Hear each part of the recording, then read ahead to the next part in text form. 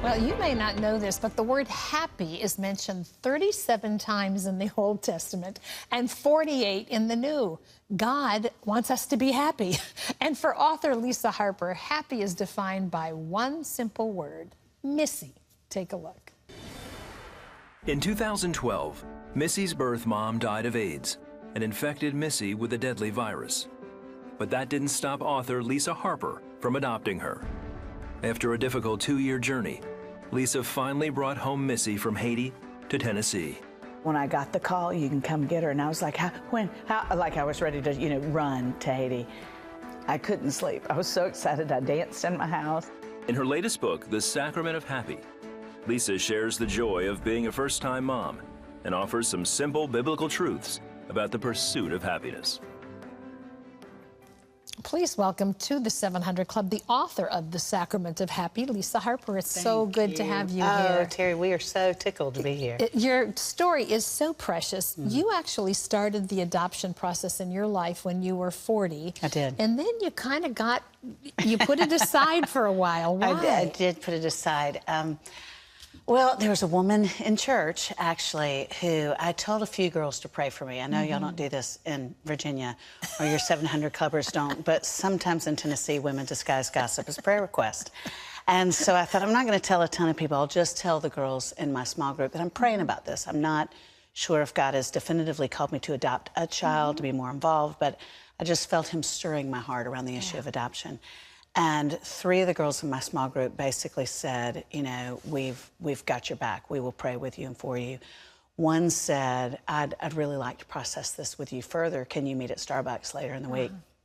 So I met her for coffee. I always tease and say, if an angry-looking woman tells you she has a word for you, and you need to play dumb and take a friend, because sometimes those words may or may not be from the Lord. But anyway, this woman told me, she said, Lisa, I do not think you're a good candidate for motherhood. She said, you have shared with our small group that there was sexual molestation in your background.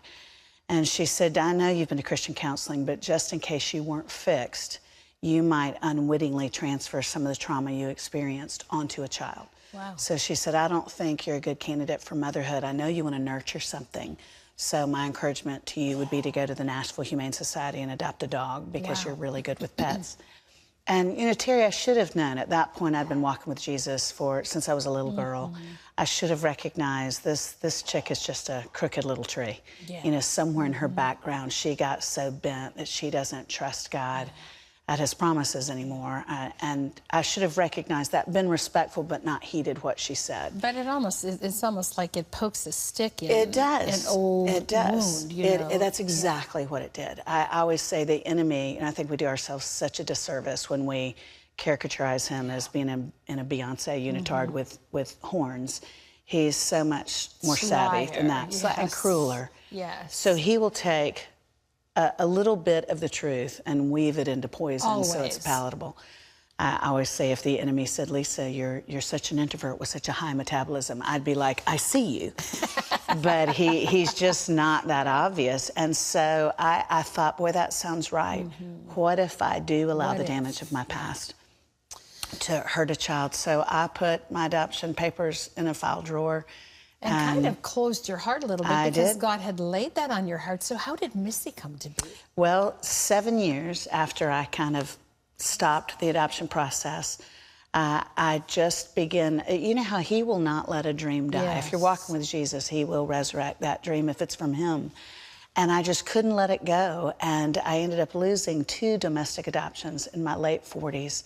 The second one just eviscerated me. And 2 weeks after I lost that adoption, at the very last hour, a friend called and said, I was just in Haiti. While I was there, she was just there for 4 days, one of the young mamas in the village died of AIDS, didn't even know she had AIDS.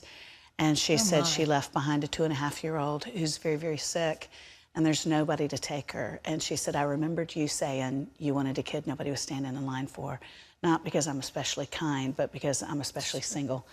And I think every kid, best case scenario, gets a mama and a daddy. Absolutely. And so I said, just put me, in the consideration if there's a child who doesn't have a good shot at a mom and a daddy. And she said, would you pray about her? And I said, no. I said, I've been praying about this for 30 years. Sign me up.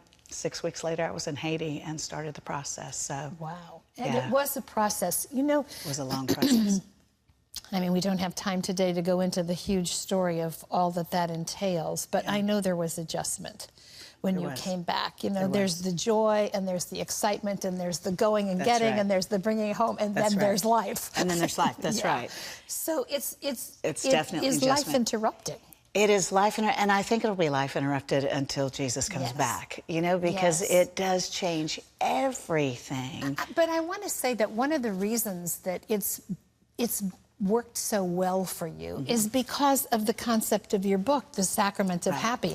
I mean, of course it's life interrupting. Of course there are challenges. All of life is full of that. But talk about The Sacrament of Happy and what your title means. I think the biggest thing in The Sacrament of Happy that, in relation to Missy, that has just dramatically changed my life is, Terry, I knew I didn't deserve to be a mama. You know, I totally, I had served those years up to Locust on a platter.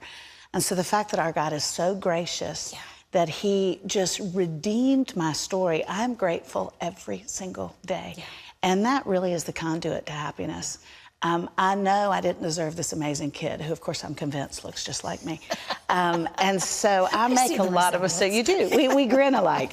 I make a lot of mistakes in motherhood. You said it's an adjustment. I have been exhausted since I brought her home. I've gained 30 pounds from eating all her Chick-fil-A. And so it's definitely been a glorious kind of exhausting. But I'm so grateful because I can't believe I get to do this, that he's been that kind. Well, here's the other, first of all, I want to bring Missy in because she's with you today. So, Missy, come on in and join your mom. You look so beautiful today. We are so excited to have you here. Thank you, Miss Terry. I just want to bring up another element because, you know, I know you know that God is your good Father. But when God does something like this, like he's done with you and your mama, you've also gone back to Haiti and you've done something amazing there. Talk about your community gardens. We did. We went back. We've actually been back twice this year. But I wanted to go back to her village and tell her story because she has a lot of family there. And I thought I want them to know the miracle of redemption. So we went back to Haiti and we have leased 4 acres. And we've built a garden called the Happy Grove. I know she is a worker bee, but we've built a garden that will help sustain a lot of the villagers. There's 2,000 people, many really struggle with malnutrition. So now we've got this garden that's feeding a lot of the kids so they won't go hungry like my peanut did. Isn't that amazing? See, you guys have an ongoing legacy to your family in Haiti and a legacy that you're leaving with people here. Yeah, the hiccups, don't you? Timing's everything, Missy. Your smiles do look alike, can I just say? Well, Lisa's book, I want to mention, is called The Sacrament of Happiness. What a smiling God brings to a wounded world. It's available wherever books are sold. We also have a social exclusive interview with Lisa and Missy on our Facebook page. Take a look. You don't want to miss it. Just go to facebook.com/700club. Our thanks to both of you for being here. Thank you for having us on.